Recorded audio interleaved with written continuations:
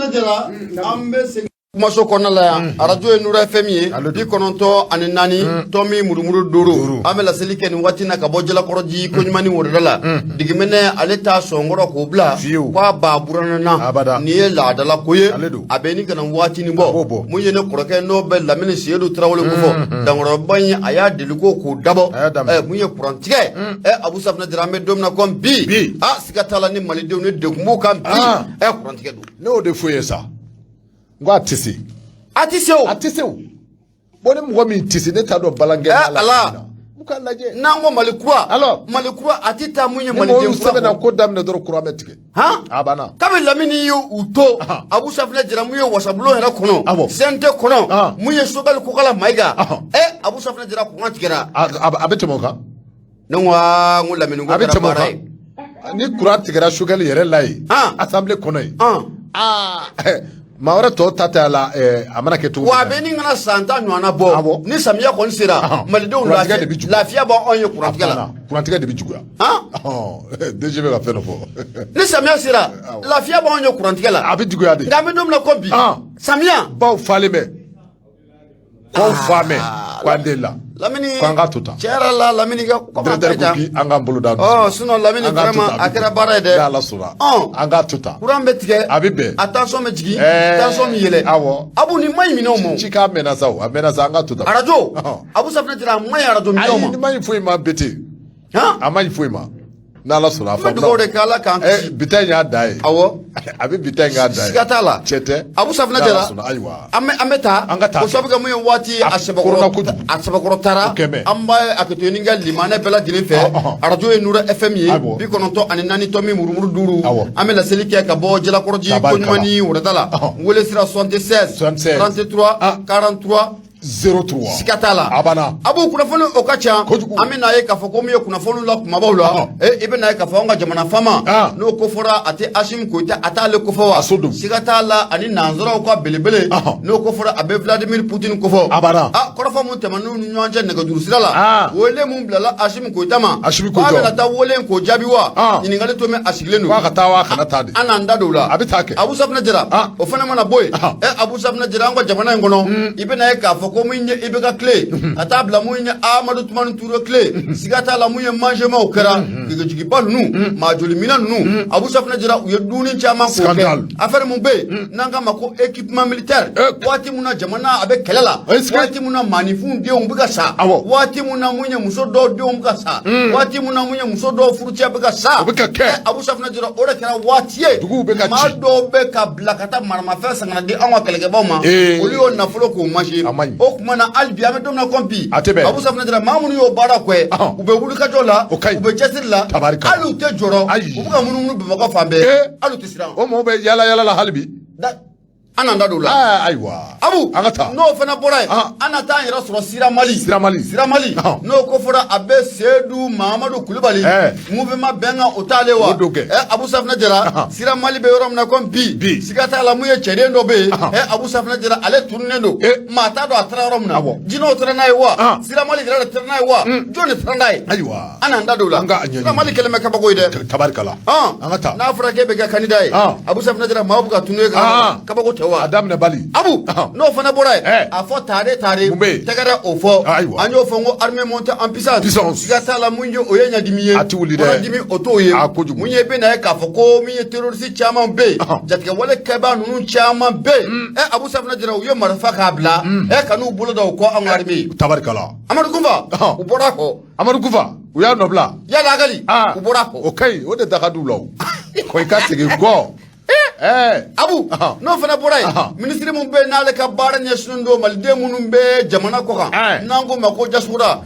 Abu Safina Jara ale kɛlen bɛ ministre bi ministre mun n'a kɛlen bɛ ka maaw kamana ganɛ maa t'a dɔn nin cɛden a bɛ baara mun na u ka fubalaka ka bɔ yen n'a tɛ ka tunkarankew a tɔgɔ minnu bɛ tunga fɛ minnu bɛ jamana kɔ kan n'a tɛ k'u sago kɛ dɛ alors Abu n'o fana bɔra yen i bɛ na ye k'a fɔ ko an bɛ taa ba polisilakaw yɔrɔ ani mun ye protection civile maaw an bɛ taa olu yɔrɔ Abu Safina Jara sariya taara dɛ mun ye polisi fo ka taa fara mun ye protection civile kan ko grève ko o banna pewu pourquoi o tɛ yan ayiwa ko droit t'u bolo ka taa grève la bilen a banna kɛ n'u donna armée kɔnɔ ko grève ko kuma ko ne ka y'o bali marifa d'u ma k'u kɛ armée cɛden dɔw ye Ko ni- e bɛ taa grève la bilen tuguni ça c'est fini c'est le deux à la fois abu n'o fana bɔra yen Ah. an bɛ taa an yɛrɛ sɔrɔ burukina Burukina. i bɛ n'a ye k'a fɔ ko min ye burukina syndicat jɛkulu caman Da wuli bɛ. olu farala ɲɔgɔn O kɛ kan mɛ. ko min ye faransi mun ye faransi dabaga ye Ah. sunɔgɔ fana t'a ye olu fana bɛ fɛ k'u gɛn k'u gɛn o ka ɲi sɔgɔsɔgɔ tabarikala abu safinɛ jara n'o bɔra yen dana don o la Ayiwa. n'o fana bɔra yen maa jugu 5 abu safinɛ jara mun ye lamɛrikaw ye u ye nin maa jugu 5 ko maa mun mana kɛ sababu ye ka ninnu k'u ye sɛfɛwari miliyari 3 a n'a kunkanfɛ a n'a kunkanfɛn k'o d'i ma ala wari tatɔ filɛ nin cɛ ye wari bɛna ta k'a don ye dɛ miliyari miliyari miliyɔn tɛ fɔ miliyari miliyari 3 a n'a kunkanfɛn i ka se k'u ye ka u kunnafoni di ne b'u ye dɔrɔn Ah. ne e b'u ye ka na fɔ ne ɲɛna awɔ n bɛ miliyɔn 40 d'i ma i ye nin ɲa ye i ye nin ɲa ye ɔhɔn ne k'u ye k'a fɔ e ɲɛna e ka miliyɔn 40 di ne ma Awɔ. k'a tɔ bila i kun a ye mi dɔ di ɲɛma ma ɲɛma joli han miliyɔn joli an b'ale ta kɛ miliyari 1 ye o fana o bɛ caya ne ta yan ne min kɛra yeli sababu ye n bɛna mun f'i abu dɔ fana bɔra yen Ah. a fɔ tare Tare. i bɛna ye k'a fɔ ko an ka jamana Ah. siga t'a la mun ye muwa u y'u bolo bɔ musaka dɔ kan n'a bɛ ti jɔ sɛfɛwari miliyari 33 la k'o di Alhamdulillah. an ka jamana ma Tabarikala. dana don o la N'Ala sɔnna. kunnafoniw ka ca fo k'a A ka ca, fɔ a ka ca awɔ. nɛgɛ kɛrɛfɛ n'o de bɛ yusufu sogo ko fɔ waati sɛbɛkɔrɔ taalen don A t'a mɛn dɛ. fɛɛrɛ ni dabali kɛ ka ti munumunu ye ka na kunnafoni bala an bɛna dayɛlɛ Nura FM do Ale do. 94 tombi murumuru duru an bɛ laseli kɛ ka bɔ jalakɔrɔji koɲumani wɛrɛda la n y'o de f'i ɲɛna n ko wele sira ale tɛ dɔwɛrɛ ye 76 33 43 03 o tɛ wa Abana. Abu Safinɛ Jara Ah. maaninfin mana dimi cogo o cogo Ah. n'i bolo kurun k'o gosi jugunin kun o jaabi b'i yɛrɛ bolo A b'i bolo. mun ye Soir de Bamako n bɛ bolo don n bɛ bɔ ni a ye A ta. sɛbɛnnikɛla tɔgɔ de Umaru Angoyiba Angoyiba. dɔgɔnɔkɛ Atumara Ayiwa. a ko min ye irisi jamana u ka mun ye somɛ filanan mun o kan ka kɛ irisi ani farafinna ni ɲɔgɔn cɛla la Don nataw. o siga t'a la ko wele bilala an ka jamana faama a ma n'o ko fɔra a tɛ Asimi Goyita a t'ale ko fɔ wa A b'o fɔ. o Asimi Goyita k'o kumana ko a bɛ sɔn ka na taa taama in na wa Putin ka wolo ye ko a bɛna sɔn ka a jaabi wa mun ye Umaru Angoyiba a ye ɲininkali to min ka a sigi Umaru Angoyiba a y'a jira k'a fɔ ko mun ye kɔrɔfɔkan laban mun n'o tɛmɛna an ka jamana faama ani Vladimir Putin ni ɲɔgɔn cɛ nɛgɛjurucikan laban mun n'o tɛmɛn'u ni ɲɔgɔn cɛ a b'u siga t'a la mun ye Vladimir Putin ye n'o bɛ Rusi jamana u ka masakɛ kofɔ siga t'a la a bɛ fɛ ka ko in kɔni k'a laɲɛnamaya diɲɛ bɛɛ lajɛlen k'a jira k'a fɔ ko mun ye Rusi ani Mali siga t'a la ko an bolo de ɲɔgɔnlen ɲɔgɔn ma Ayiwa. sira caman o fɛ O ka ɲi kɛ. o de kumu kɔnɔ la k'i bɛ na ye k'a fɔ ko mun ye Vladimir Putin Putin a don. kɔni ye an ka jamana faama ka a wele ka invitation kɔni k'o bila a ma Ayiwa. o siga t'a la ko min ye Rusi bɛna sigi belebele mun kɛ san 2023 o kɔnɔna la sommet africain Rusi Russe. Abu Safinɛ Jara n'a bɛ kɛ 2023 siga t'a la ko mun ye Vladimir Putin ye a ye wele kɔni k'o bila an ka jamana faama ma Ayiwa. n'o bɛ colonel Asimi Goyita kofɔ ka ɲi. Abu Safinɛ Jara a ko mun ye Asimi Goyita Ko jɔ. ko n'a taara nin kɛnɛ in kan a bɛ ka sababu ye an ni Rusi jamana mun ye lakana sira fɛ ni kura o na fiyɛ o la O bɛ kɛ. wa Abu Safinɛ Jara a bɛ ka sababu ye mun ye musaka ko mun ye économie yɛrɛ siga t'a la an ni Rusi jamana cɛ Ale. ko ni kura fɛnɛ ko o na fiyɛ o bi la fiyɛ. mun ye Yusu Umaru Angoyiba A ko di. a yɛrɛ k'a fɔ ko ka ko ɲininkali to min ko o bɛ sigi O ka kɛ. k'o sabu kɛ ni hakili b'a la k'a bɛ dɔɔni min kama Asimi Goyita a ye fanga in ta Abu Safinɛ Jara k'a daminɛ a donni kama fo ka n'a bila bi la Bi. jamana faama a ma don pankuru foyi kɔnɔ k'i kunda mun ye jamana wɛrɛ kɔni kan O ma kɛ. k'a jira k'a fɔ ko a bɛ taa mun ye jamana wɛrɛ la O ma kɛ dɛ. ka mun ye Vladimir Putin n'o bɛ Rusi masakɛ kofɔ Ah. o kɔni kelen filɛ ka wele min k'o bila a ma tan a bɛ na taa wa ɲininkali to min ko a bɛ sigi Ayiwa. Patirikɛ b'a ka fɔ la A ko di. nin sommet belebele mun n'a bɛna kɛ Rusikaw fɛ san 2023 Ale. i bɛ na ye k'a fɔ ko a bɛna kɛ dugu mun na an k'a ma ko Saint-Pétersbourg Saint-Pétersbourg Abu Safinɛ Jara ko siga t'a la ko min ye ɲɔgɔn ye ko a bɛna kɛ yen O ka kɛ. wa ɲɔgɔn ye in kɛnɛ kan i bɛ na ye k'a fɔ ko min ye farafinna masakɛ caman Ayiwa. Abu Safinɛ Jara ko olu bɛ sɔn ka ye ɲɔgɔn ye in kɛnɛ kan dɛ Abu Safinɛ Jara mun ye Rusi u bɛ nin sigi belebele min kɛ u ni farafinna cɛla la Rusiw. Abu Safinɛ Jara sigi in kɛnɛ kan Ayiwa. i bɛ na ye k'a fɔ ko min ye Rusi a ka partenaire ye jamana minnu ye siga t'a la a bɛ nin kura k'o fiyɛ olu ye wa i bɛ na ye k'a fɔ ko contrat belebele ko olu de bɛ bolonɔ bila Abu Safinɛ Jara nin sommet ba in kɛnɛ kan ko Rusi ko u b'o baara k'o kɛ Patirikɛ b'a ka fɔ la a ko k'a bɛ nin ɲinan waati bɔ sigata la munya anga jamana abu safna jira ko angoni ambe gele o konala abeni ngana wati ni bo anga jamana ko ni ko ambe lakana balia obuna kun kenaka ko kum kanala kibe na ka foko muye risi jamana adugolente mali ndien shila ka foko muye partenariat ko oba an risi che an kelema ka ambolo ni nyoko masira cha ma ofe ko kum konala na manya ka foko muye jamana fla na be Vladimir Putin risi jamana ane Assimi Goïta ni jamana masaka fla bala jele aklina o te kele akilina nti dore munye malido meseka lafiya tugumna risla kadom fana obeseka lafiya tugumna ko kum kon la kibe na ka foko munye nega duru cikan labamu no te mana anga jamana fama ane Vladimir Putin ni nyonjala abu safna jira musikata la ni jamana fulani nyonjala la o benaka ka foko munye musaka ko sirafe kata faramunye lakana ka ninkura ko obena fiyo la kosobe ane risi jamana munye bolo de nyonga mundo abu safna jira meseka foko partenaire ganya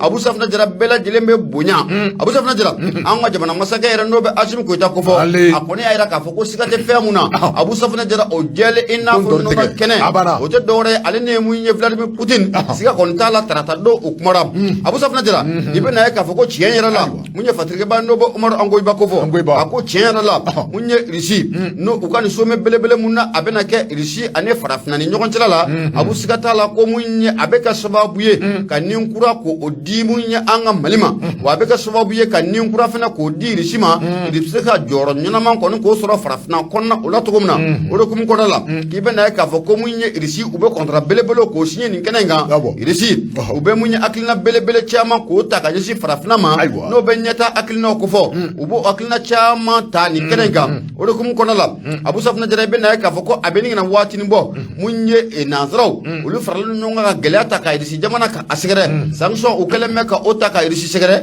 risi fena be faka feran dabali bala jilenke alika ko be saka nyina bo tukumna o tita abada fo akai bolo di munye farafi jamana do ma ako Algerie tamano ko faka boy Egypte ibe na ka foko munye risi jamana yo de ma chama ta kan jamana fla ko segere ga me domna ko bi abu safna jira ko munye risi jamana o kele me ku nyashi jamana mama o be ba maliba o kofo an karfe dugu chalala o sigata la ku kele me ku nyashi jamana mama ko be ba maliba o kofo o do kum kono la abu safna jira ko munye Moscou o te risi kofo o tuka jabala kofo o te capital kofo abu safna jira ko yo wole ko ni bla munye colonel Assimi Goïta ma kaga feran da bali bala jelenge abisaka ye u kan some belebele ko ni o kana ka tuna abu safna jira abeka sababu ye munye politique kuma una kuma o kan wa munye jamana yira na be ba maliba kofo on misaka ba gela ko na to komna o sigata la ko da ko ni ko anado ula patrik ba ka fola ako fe mun no be manifi ko ni ko kamana gam ko sabke kabe anga jamana fama na be colonel Assimi Goïta kofo ni akli bala kabe doni min kama fanga ko ni taraka kalfa ma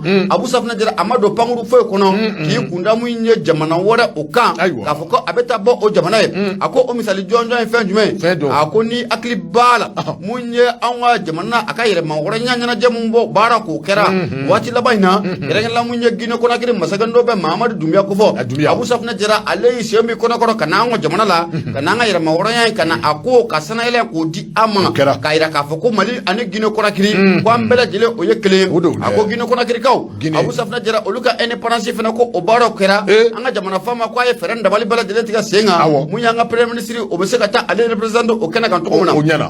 ako munye kabi doni mkama Assimi Goïta ay fangata abu safna jira mali ra konala jiya bunagun kenega jugu chale no fanta nani ba jele fe o do kum kona la be na ka fo ko munya anga service de renseignement abu safna jira o be ka wuli ka jo chiasiri cha manke mama de be faka jamfa jugu ta ka jasi jamana ma abu safna jira o be ferenda dabali bala jele ke ki daji ako o misali jonjo en fin juin ako ni akli bala munye me kalo temani sigata la ko munye mado ku farlu nyanga abu safna jira oluk me faka faka ko dafri munye anga service de renseignement anyo oluk bolo ko ninke oku ko o fena temani ko faka boy abu safna jira wati temani na kedanga la munye ko ka sura sibina ni ane ko ndo munye ushele ango mamun mako mercenaire abu safna jira ko sigata la oluk fena ko me faka jamana ka destabiliser na munye anga service de renseignement abu safna jira adoni ngama ko afana ijo jorola abu safna jira ko amido na ko bi o ko kalema to gomna o madu ko malden shila abu safna jira munye fatrike ba no be Umar Angoy bando o ba akofo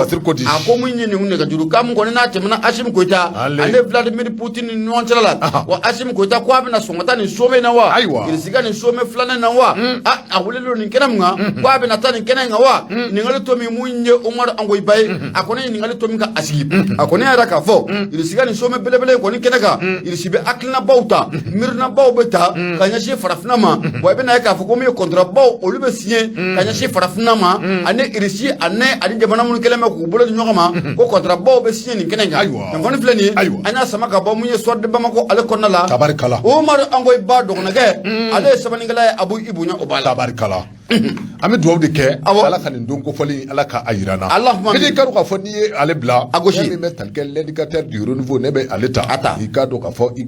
Dumiya ale ka sɛbɛn Y cogo di kɛ n'i ka dɔn k'a fɔ u ka bi bɔli u ko di ko i bɛ min bɛ tali kɛ i ka dɔn k'a fɔ Y Dumiya la a ko an ka taa an ka polisilakaw olu ka sira kan mun bɛ yen a ka jan i ka dɔn k'a fɔ minnu ni olu bɛ wele ko protection civile n y'a dɔn k'a fɔ ninnu bɛɛ lajɛlen ye lakana a kɛbaaw ye olu ye tasuma falaw de ye fɔ min bɛ tali kɛ anw ka Mali a gouvernement la ko sariya kisɛ dɔ u y'o bɔ k'o bi tandali min bɛ tali kɛ i k'a dɔn k'a fɔ don nataw la i k'a dɔn k'a fɔ polisi ani protection civile minnu ni k'a dɔn k'a fɔ kuma dɔ la dɔw bɛ a wele ko i k'a dɔn k'a fɔ sapeur pompier tasuma fagalaw minnu ni an bɛ se k'a fɔ bamanankan na k'a fɔ tasuma fagalaw kuma i k'a dɔn k'a fɔ ninnu ye i k'a dɔn k'a fɔ lakana a kɛbaa dɔw ye kosɛbɛ kuma i k'a dɔn k'a fɔ a kɔni yɛrɛla k'a fɔ conseil des ministres tɛmɛnen in na cɛsirilen don min bɛ tali kɛ i k'a dɔn k'a fɔ décision dɔ bɔra k'o bi tandali ti dɔwɛrɛ dɛ min bɛ tali kɛ i k'a dɔn k'a fɔ nin maa kɔfɔta filaw la kɛrɛnkɛrɛnnenya police nationale protection civile i k'a dɔn k'a fɔ ko marifa bɛna ta ka di ninnu ma min ni an b'a wele nanzarakan na ko militarisation ti dɔwɛrɛ dɛ fɛn min bɛ tali kɛ i k'a dɔn k'a fɔ nin kɔɔri fila min filɛ nin ye ninnu kɔni bɛ yen i k'a dɔn k'a fɔ sɔrɔsiya a kala caman bɛ u bɛ a kɛ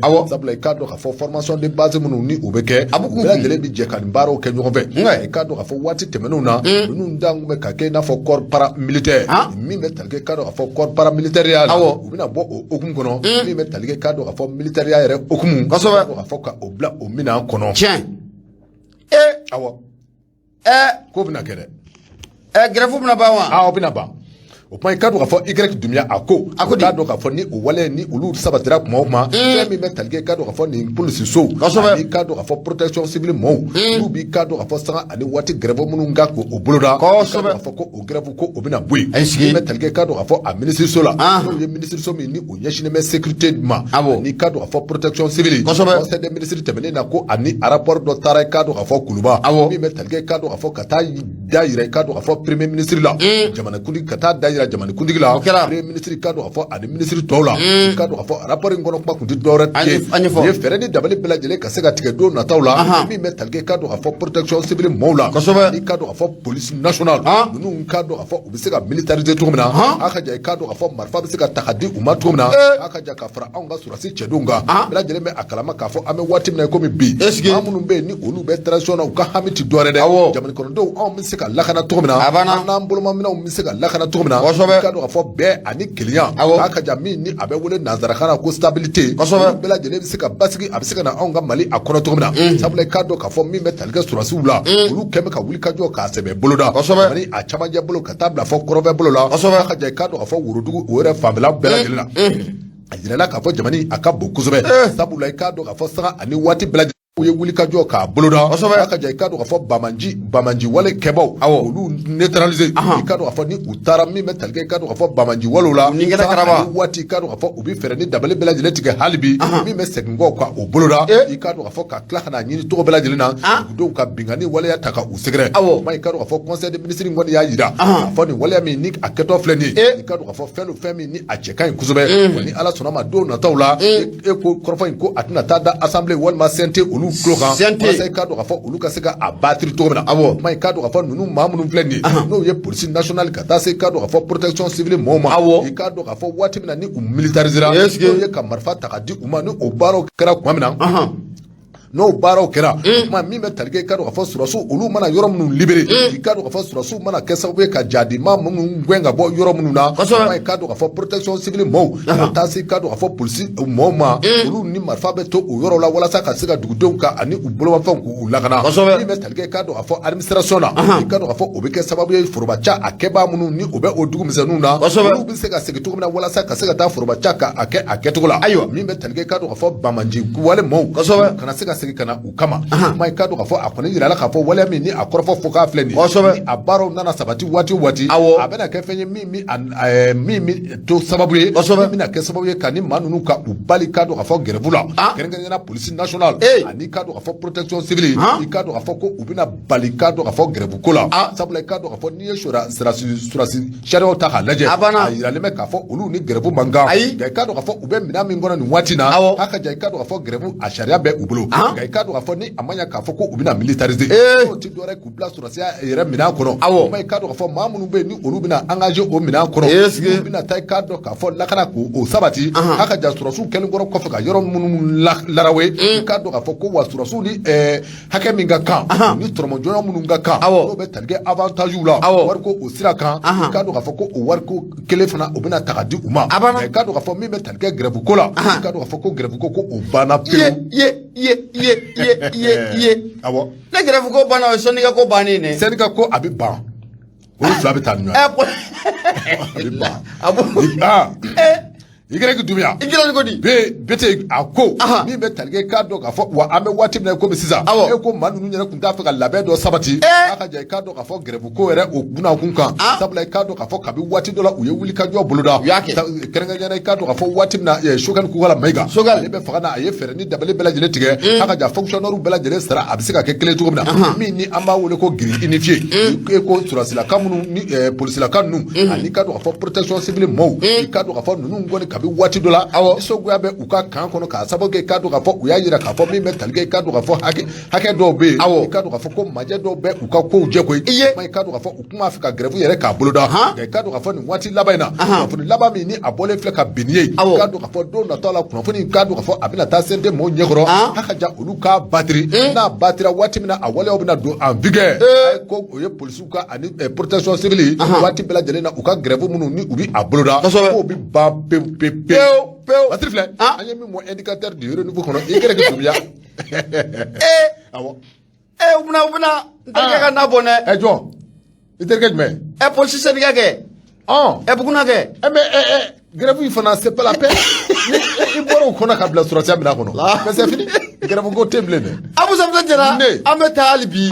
lasira ne bɛ Keleku n bɛ bɔ ni lasira nin ye ni sɔmina ɲɛnamini ma Abu Safinɛ Jara i b'i sigi mun ye D Keyita a kumara Abu a ko min ye nin to sira an ka Sɛbɛkɔrɔ gan malidenw tɛ ɲinɛ nin kɔ abada ni hakili b'a la anw malidenw an ɲamina yan kosɛbɛ maa minnu i bɛ ka tile waati a wari dir'u ma k'u ka taa maramafɛn san ka na di an ka lakanabaw ma Abu Safinɛ Jara a yira k'a fɔ ko mun ye mangeman ko Sɛbɛkɔrɔ kɛra a la nka an bɛ don min na comme bi maa minnu bɛ k'a fɔ k'olu yɛrɛ tɔgɔ bɛ nin ko in na Abu Safinɛ Jara u bɛ ka munumunu an ka jamana in kɔnɔ taa ti bɔ ko sisi tɛ bɔ o kumana ko nin dossier ko in ko a bɛ taabolo bɛ cogo di mun ye fatirikɛ ba ye n'o bɛ D Keyita ko fɔ a ko ni hakili b'a la mun ye Lahaji Burama n'o ko fɔra a tɛ i bɛ ka a t'ale ko fɔ wa ale ka fanga ko a binna a bɛ n'i ka na san 2 kɔni a b'o bɔ Abu Safinɛ Jara n'i y'a jateminɛ k'a lajɛ i bɛ ka fanga a binni sababu dɔ bɔra fɛn jumɛn de la o de ti dɔwɛrɛ ye ko sababu kɛ a yira k'a fɔ anw ka jamana in kɔnɔ ko min ye ɲangilibaliya ko kun ɲɔ ɲɛna kosɛbɛ maa ninfinw bɛ se ka maa kelen Abu Safinɛ Jara o bɛ se ka maa 1,000,000 maa 2,000,000 ka taa bila maa 3,000,000 la o bɛ se ko o niyɔrɔ k'o dun taa ti bɔ sisi tɛ minɛ a kɛra sababu ye ka malidenw k'u Sɛbɛkɔrɔ funteni malidenw a ma ɲɛ mun kɔ malidenw wulila ka i bɛ ka fanga ni ka Sɛbɛkɔrɔ gɛn i bɛ ka fanga binna ti tari Abu Safinɛ Jara a ko mun ye ni hakili b'a la ko nin signal ba in n'a bɛ nin yurugu n'o o bɔ o kɔfɔ n'a ko fɔra a bɛ équipement militaire a b'o kɔfɔ o tɛ an ka lakanabaw ka maramafɛnko ye wa Abu Safinɛ Jara i bɛ na ye k'a fɔ ko waati tɛmɛnenw na ko a dununba ko a fɔra nka an bɛ don min na comme bi siga t'a la ko a bɛ n'a fɔ ko dununba in kɔni ko ɲinɛ kɛlen don a kɔ dɛ o sababu kɛ mun ye maa minnu bɛ k'a fɔ ko olu tɔgɔ bɛ nin ko in na Abu Safinɛ Jara ko a caman bɛ ka t'u ka ciw la bi Abu Safinɛ Jara ko hali u tɛ jɔrɔ D Keyita ka bɔ lasira ni o kɔnɔ la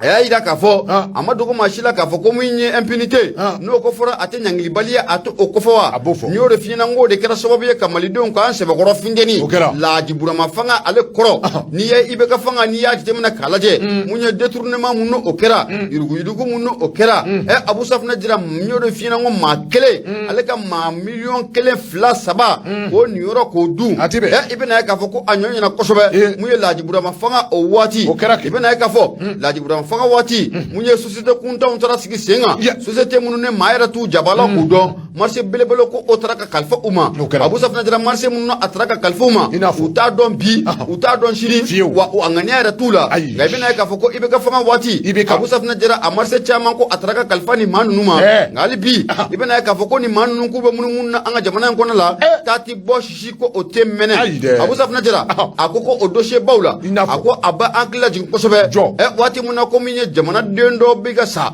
mun ye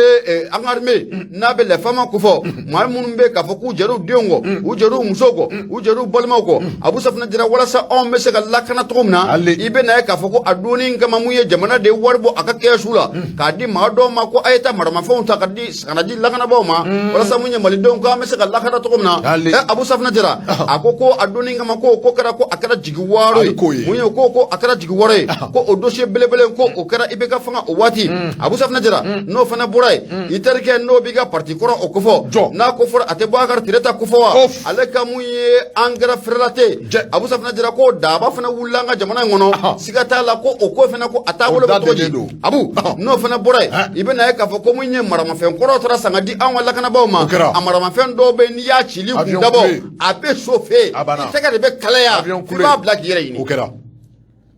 kɛra dɛ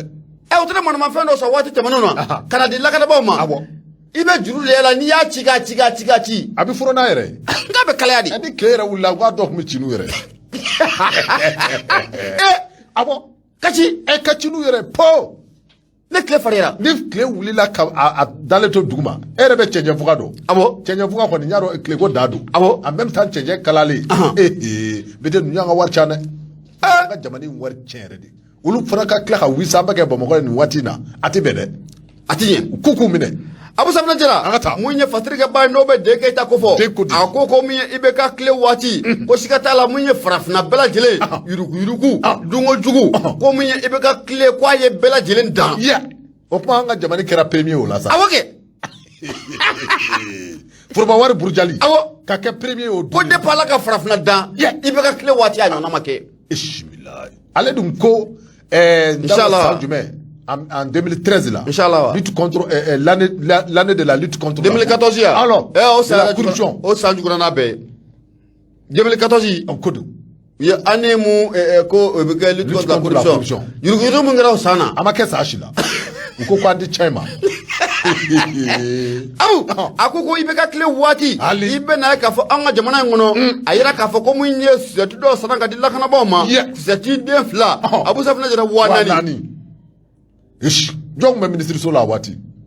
a ka taa an ka taa sa a ka ɲi 4 susɛti den 2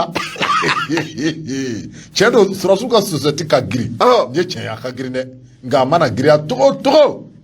ayiwa Abu Safinɛ Jara i bɛ na ye k'a fɔ ko o baara mun n'o kɛra i bɛ ka tile waati ko o nana fara mun ye baara kɔrɔ dɔ kan ni hakili b'a la mun ye Amadu Tumani Ture ale ka waati fana waati i bɛ na ye k'a fɔ ko mun ye minisiriso dɔ fana bɛ yen o y'a jira k'a fɔ ko mun ye te k'olu ye te ni libitɔn te ni 11 millions 20 millions kalo kelen kɔnɔ Abu Safinɛ Jara ko 20 k'o taara te da fɛ te ni sukaro tɛ 4 ye de a ye o tun bɛ fɛ ka sukala de jɔ sukala bisimilayi te ni 20 millions awɔ un mois awɔ an ka jamana olu mɔgɔw bɛ yaalala hali bi jamana awɔ u bɛ yaalala n bɛ yaalala waati bɛɛ Abu n'o fana bɔra yen i bɛ na ye k'a fɔ ko i bɛ ka tile waati Abu Safinɛ Jara mun ye Laji Burama ka pankuru mun n'o sanna hali sini malidenw tɛ a da dɔn dɔw ko miliyari 19 dɔw ko miliyari 20 dɔw fana ko miliyari 21 Abu Safinɛ Jara ko o dossier in fana ko a dalen bɛ yɔrɔ jumɛn Abu Safinɛ Jara n'o fana bɔra yen i bɛ na ye k'a fɔ k'u y'anw sɛbɛkɔrɔ ɲagami koyi mobili mun bɛ n'an k'a ma ko katikati Abu Safinɛ Jara u ye sɔngɔ daw kunna jamana in kɔnɔ yan mun ye sɔngɔ mun n'o bɛ taa Toyota jama fo ka taa fara mun ye Arafkati sɔngɔ u y'o bɛɛ daw ka jamana in kɔnɔ Toyota jama awɔ ani Arafkati u tora katikati sa u ye sɔngɔ mun d'a kan yan sur facturation i bɛ ka tile waati n bɛna mun f'i ye an ka jamana in kɔnɔ u bɛ wari mun n'u tun b'o bɔ ka mobili k'a dilan a banna k'a dilan ka mobili dilan dɛ o ka ca ni mobili sɔngɔ ye a ka ca ou bien mobile sanglenge ka jakwa bla ko réforme awo réforme mobile wa kemen mobile nyuma badunu réforme na mena mu fiena alors nous go be mobile glan ibita so mobile yere a challenge batima million tanduru quoi ngo ba fo ko mu mobile ko agla na million quoi ba fo no go ala ka zabunya angata Abu Safna Jira akono fana boray Abu Safna Jira kabako kera jamana ngono koy wani bela dile ne kera munye maldewna anwa impôt anwa taxi Abu Safna Jira be na ka foko olu bela dile ne trani ndafeta odo kum kono la medom na kombi ko maira kontado ko munye équipement militaire adoshe ko ko abeta bolo juma ulla akoni okle yira ni ale ka rapport jatemna kalaje ale ayra ka foko munye manje mamuno kera nga jamana ngono wati temado Abu Safna Jira a manje mam ko na anafolo kumambolo abika sababu ye ninga Dr. Sobaw Jo Abu Safna Jira ko abika sababu ka Pombaw Jo ko abika sababu ye ninga kalanso belebelo nungu Jo anwa jamana kona la mo abika lafiya dai ka yashi malido hirama Abu Safna Jira ayayra ka foko ga ko inga kera jigwaro ye malido ngolo koy ko sabga malido nyu jigida femga Abu Safna Jira ko abina foko ko ngoni ko akera jigwaro tabarikala akera jigwaro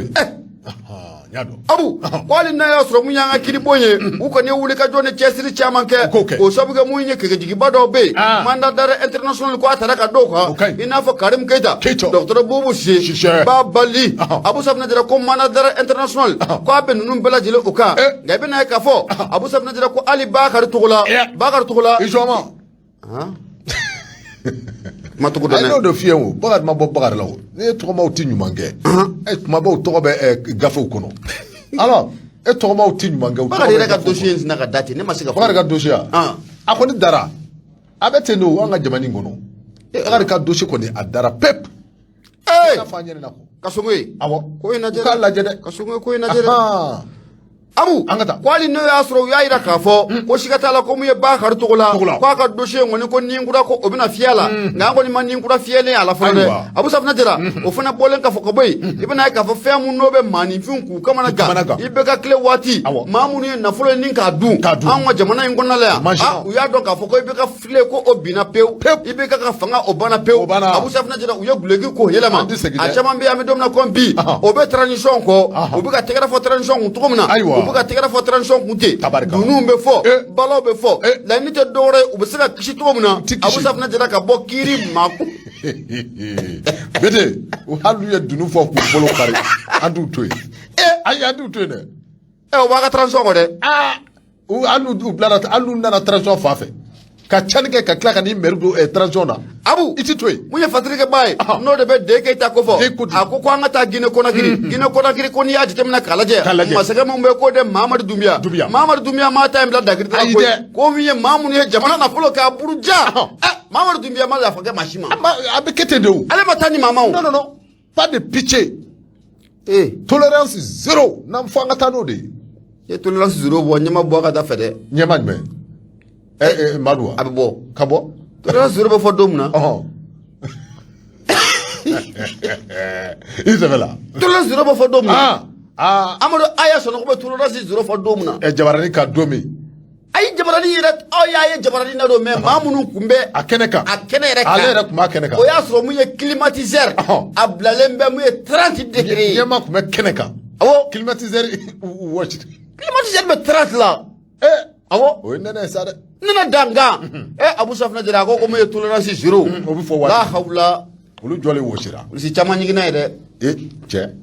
ina fait bon mo to fo ina fait bon nada ma chama washira tani toti limanu ka to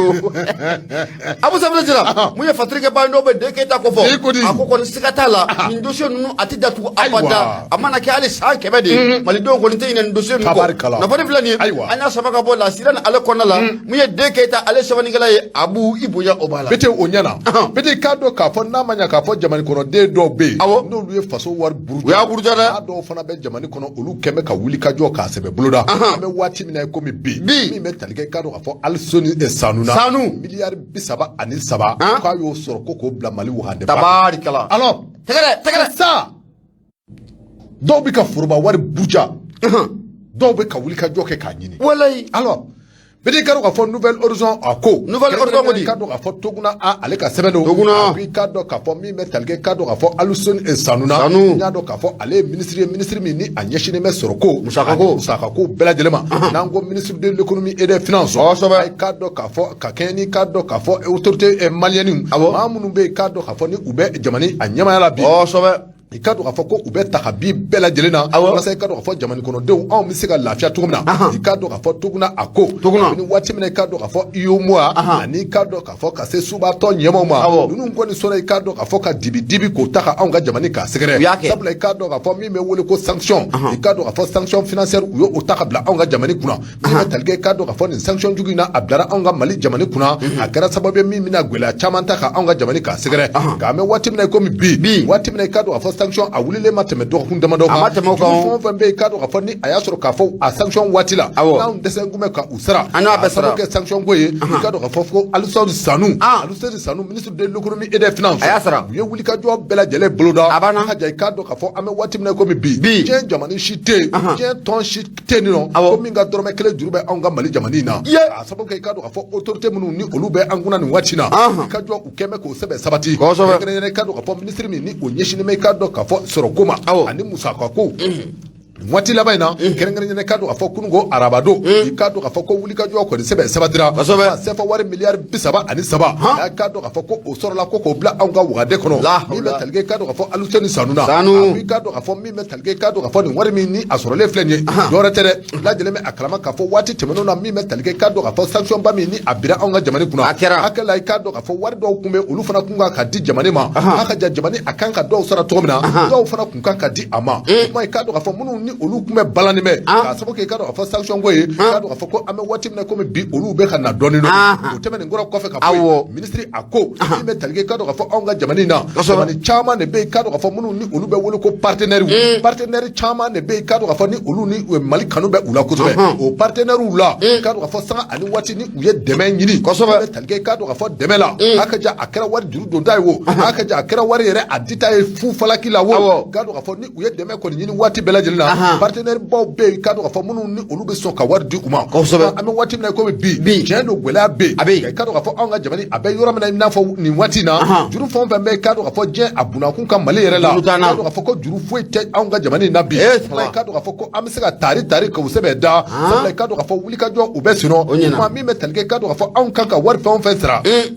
a kɛra farafinna jamanaw ye o a kɛra i ka dɔn k'a fɔ diɲɛ jamana sewalenw ye o Mali kɔni k'a dɔn k'a fɔ an bɛ waati min na komi bi ko maa b'a fɔ alihamudulilayi sabula i k'a dɔn k'a fɔ juru foyi tɛ Mali la kuma i k'a dɔn k'a fɔ ani minnu fana ka kan dɔɔni k'a dɔn k'a fɔ ko olu bɛɛ lajɛlen bɛ ka don anw ka wagade kɔnɔ o sababu dɔ i k'a dɔn k'a fɔ miliyari 33 min ni o sɔrɔla ka bila an ka wagade kɔnɔ nin waati la Alusani Sanu i k'a dɔn k'a fɔ olu minnu ni k'a dɔn k'a fɔ u bɛ transition a ɲɛmaya la bi a ka ja i k'a dɔn k'a fɔ ale min ni a bɛ minisiriso kunna kunnafonidila a ko i k'a dɔn k'a fɔ ko wulikajɔ a kɛn bɛ k'o sɛbɛn boloda sabula i k'a dɔn k'a fɔ da tɛ u ye suna tɛ u ye sabula i k'a dɔn k'a fɔ u bɛ fɛ ka fɛɛrɛ ni dabali bɛɛ lajɛlen tigɛ jamana kɔnɔdenw anw bɛ se ka ye lafiya kɔnɔ cogo min na i k'a dɔn k'a fɔ an k'a dɔn k'a fɔ min bɛ tali kɛ i k'a dɔn k'a fɔ population na min b'a to k'a fɔ population anw bɛ se ka kɛ jamana kɔnɔ jamana min i k'a dɔn k'a fɔ ni bɛɛ ani kɛlɛ a bɛ sabati jamana kɔnɔ sabula i k'a dɔn k'a fɔ ni dun k'a fɔ a ma sabati ni musaka ko a ma sabati jamana kɔnɔ a bɛ ni gɛlɛya ye jamana kɔnɔ a bɛ don min na komi bi Alusani Sanu a ko alihamudulilayi sabula i k'a dɔn k'a fɔ wari minnu ni olu kun kɛn bɛ ka an majɛ dɔɔni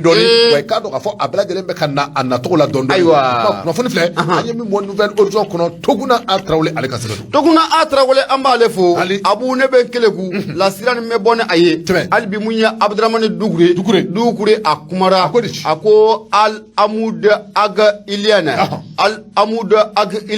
Abu Safina jira na ale ko fɔra minisiri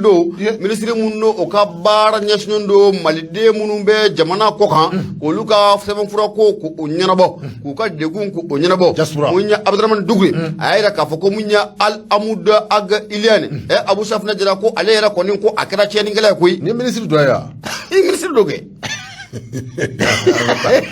minisiri dɔw bɛ gouvernement kɔnɔ i t'u tɔgɔ yɛrɛ i ko t'u tɔgɔ dɔn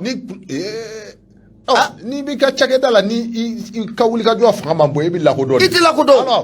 kɔnɔ tɛ minisiri ka ye bilen ko anw ma i lakodɔn ayi e de tɛ fɛn na i tɛ fɛn na i bɛ fɛn na i bɛ lakodɔn an ka lakodɔn bɛ s'i ma dɛ a banna an ka taa kosɛbɛ ayiwa Abu Munya Al-Amud Aga Ilani ale de ministre mun naka ngamalide munun be jamana kokan ma munun tale no tungala kata fendinin kana faso kono kana bakoro deme kana fakoro deme e ibena e kafo ale de kan oluka konyo kunyana bo ngame domna kombi Munya Al-Amud Aga Ilani Abu Safna jira e ko ale rama dinga toka siwa ore kum konala Munya Abdurrahman Dugre hayra kafo ko munye malide million chama ne be munye am domna kombi jamana en ko kana la wa Abu Safna jerebe na ka faku be geleya chama ubo kona la papiye ko geleya bola kartini na ko geleya bola ana nyona chama malden chama ne be jamana ko ka muye geleya chama ko o keleme ta ku segre ni dio ko jate mena kalaje mamun kan o geleya ni bela jelen wuli ka bo malde munu be jamana ko ka o te ma wora o ide Al-Amud Aga Ilani Al-Amud Aga Ilani ale de kan o geleya ka wuli ka bo muye diaspora ko ga Abu Safna jira Al-Amud Aga Ilani ale era keleme maye bimu ye jamana ko malde munu be jamana ko ga olu ira ta dongoyi ali mamunu be jamana ira kone ya on ira munu ba do an ga dogo beta don ate fenade eni be cheke dala ni ka wuli ka jo fanga mambo itila ko do aywa Abu Safna jira munye fatrige ba no de be Abdurrahman Dukure akofo ako ni nche kofole no de be Al-Amud Aga Ilani oba akofo sigata la ko munye kidali kado wa munye ni akli bala san 2006 kana bla san 2007 la munye Amadou Toumani Touré ala kanyina ala ko sabuga ni nche kofole no be Al-Amud Aga Ilani kofo aye ma badlo kay kidali konala 2006 ne 2007 ni akli bala munye rebellion munno wula Amadou Toumani Touré wala sa munye kalata takufla na obisaka no yale bolo tugumna ale ferenda balike ni chekufulen ka ke munye kidale o gouverneur Abu Safna jira wati muna o gouverneur ya baro ko nin ko obana ibe na ka fo ko munye ni chekufulen ko nin ko adda on na deti tari ga medom na kombi e muye transition fanga muno flasenga on na ferenda balike ni chekilen ko asigna kana kuraye no de be Al-Amud Aga Ilani ko fo ma shi kun sigilente nayi ka fo ko ni ministre so ko abena taka kalfani chekufulen ma ministre so muna be malido munu me jamana ko ka papiye ko nyana bo Abu Safna jira munye fatrike bay no be Abdurrahman Dugre ko fo ako munye Al-Amud Aga Ilani Abu Safna jira ministre do bi akele meka malido munu me jamana ko ga akele me ko lu kamana ga ko sobe o sobe ni ye malide munu me jamana ko ga Abu Safna jira munye kartini na ko o gelea o chairman dene buka munye Al-Amud Aga Ilani anna ministre so na kana bla bila Abu Safna jira ama akilina foita wa mirna foi mata mu mesega malido ko lafiya kartina o kunga aywa amota katina ko kagela de agela le mere di tu encore munu be comment on appelle jamani ko fait ils ont des problèmes Abu Safna jira femu no fena be manifin kamana gan ko sabuke ni mam gere mala iti se ga gele ko do munya Al-Amud Aga Ilani malide munu be jamana ko kan Abu Safna jira ati gele uda de jango ku ga kiboda ko do gele mu no bu kan ku do kibina ka fo ko munya Al-Amud Aga Ilani abu ko ate geru la abada Al-Amud Aga Ilani Abu Safna jira akanga ferenda balleke malide munu be New York munu be Paris Libreville Abidjan ana nywana chama ka geru la jona gele no obuka gele meseka sensa to ko muna furanma obeseka so ala nga Abu Safna jira ibena ka fo ko munya ni ministre ko fole no de be Al-Amud Aga Ilani ko fo amma ko fo to la o tibe gele be aventure ko ne diaspora non gele buko e bu lale le ra kuta do ne kutin do ni bitende man to me akokono re folo ka ministre so reta parce que ni ministère so inflani ni ay ou ba départager ka bo an efengela ministère de l'administration affaires étrangères c'est pour que atika ce qui occupé ko fe mo ndé sinon korole ba sur ministère be fara affaires étrangères awa be fara do ka maintenant fara lo kan ada be boya ko voilà on a doni be gria on a au doroni tigera ka dima e kan se ku sakuke ha awo mais ni masuku sakuke ni ya ale ma lakodo parce que atika nunu sakode ke kartini na ko gela barbe anga mo ka kofe abukagi ils ont des problèmes donc para chena ma chama ne abuka para chena amba kalama kartini na ko agela barbe malem no be kofe ils ont des problèmes Abu mungo ni fasirike baye fasirike ko ne akaja ndoni nga ko ne ayra ka fo Al-Amud Aga Ilani ale mi ministre na ka ngamal de munu be jamana ko ga ku ka kunya na bo Abu Safna jira ko ayra be ga mal do munu be jamana ko ga abu ku to singa duli o mai kunnafoni filɛ nin ye an y'a sama ka bɔ lasiriya ni ale kɔnɔna la e ko an tɛ sugu kɔnɔ ka na an ka taa sugu kɔnɔ ka na jara an bɛ segin ka na kumaso kɔnɔ arajo ye Nura FM ye 94 tɔmi murumuru 5 an bɛ kanubaa ni dɛmɛbaga bɛɛ lajɛlen an bɛ foli ta ni k'u sɛgɛrɛ n sɔn tɔgɔ k'i sɔn jamu i bɛ weleli kɛ 76 33 43 03 i bolo don bedi karo ka fɔ ne bɛ n bolo don ne bɔ ni sɛbɛn min ni o cogoya ko l'indépendant kɛ ni bi sɔgɔmada bɔlen Masire Jɔpu ale sɛbɛn nɔ don a ko i k'a dɔn k'a fɔ maa jugu belebele maa 8 kun bɛ yen minnu ni olu bɛ tali kɛ i k'a dɔn k'a fɔ État islamique au Grand Sahara k'a dɔn k'a fɔ kɛlɛ jugukɛla minnu ni olu bɛ yen maa jugu don justice k'a dɔn k'a fɔ américaine k'a dɔn k'a fɔ ko olu kɔni kɛmɛ ka kunnafoni k'a bila kɛrɛnkɛrɛnnen k'a dɔn k'a fɔ ni maa minnu kɛra ni maa ninnu ɲɛfɛ ye min bɛ tali kɛ k'a dɔn k'a fɔ CFA wari miliyari 3 a n'a kunkan fo na ta ka di i ma min bɛ tali kɛ k'a dɔn k'a fɔ justice américaine na a ko i k'a dɔn k'a fɔ hali bi olu kɛlen bɛ ka recherche ni o ye ɲinini ka ta ka ni maa jugu ninnu k'olu sɛgɛrɛ kɛrɛnkɛrɛnnen k'a dɔn k'a fɔ maa jugu minnu ni olu nɔ donna attaque la bamajiya walima ni o taara ka dugu dɔ sɛgɛrɛ dugu min ni o cogoya ko tɔngɔ i k'a dɔn k'a fɔ o bɛ Niger jate a kɛra san 2017 waati ma i k'a dɔn k'a fɔ maa 8 de tun bɛ minnu ni olu sɛbɛn ɲininen i k'a dɔn k'a fɔ maa 8 ninnu na min bɛ tali kɛ maa 7 la k'a dɔn k'a fɔ Grand État islamique au Grand Sahara olu cɛdenw don min bɛ tali kɛ k'a dɔn k'a fɔ maa 7 la min bɛ tali kɛ wulikajɔw kɔni sɛbɛn sabatira walasa o maa 7 ninnu olu bɛ se ka minɛ cogo min na ka ja i k'a dɔn k'a fɔ olu maa 7 olu kɔni fara tɔ ye maa 5 minnu ye a k'a dɔn k'a fɔ o maa 5 kɔni ko u ɲininen bɛ sabula i k'a dɔn k'a fɔ u nɔ donna bamajiya wale la bamajiya wale min ni a kɛra san 2017 a kɛra Niger la Niger ka dɔn k'a fɔ ni o ni Mali a bi danbɔ kɛrɛnkɛrɛnnenya dugu min bɛ yen ni u bɛ wele ko Tilaberi a kɛra o yɔrɔw la ma i ka dɔn k'a fɔ ni maa ninnu bɛɛ lajɛlen bɛ a kalama k'a fɔ ko u bɛ ɲinini na a mɛnna sabula i ka dɔn k'a fɔ maa 5 minnu bɛ yen ni olu de bɛ ka ɲini olu tɛ maa wɛrɛ ye dɔ bɛ o cogoya ko Isa Bari ka dɔn k'a fɔ o ye a maa ɲininen dɔ ye Isa Bari ni ka dɔn k'a fɔ Isa Bari ale kɔni a ɲininen bɛ Isa Bari u b'a fɔ a ma ko alias Isa Bari i ka dɔn k'a fɔ ale ye État islamique a lieutenant dɔ kun don ka dɔn k'a fɔ maa min fana bɛ yen ni o cogoya ko Abu Useifa Alliance Igo i ka dɔn k'a fɔ o fana ye maa ɲininen dɔ ye ka sabula i ka dɔn k'a fɔ État islamique ale kɛlɛkɛ cɛden kun don ni u bɛ a wele ko Komana n'o bɔra i ka dɔn k'a fɔ Iliyasu i ka dɔn k'a fɔ Jibo o fana ye maa ye min ni a sɛbɛn ɲininen bɛ o fana ye État islamique ka kɛlɛkɛ cɛ ye min ni o ye u ka lieutenant dɔ ye min bɛ tali kɛ i ka dɔn k'a fɔ Isa Jimaru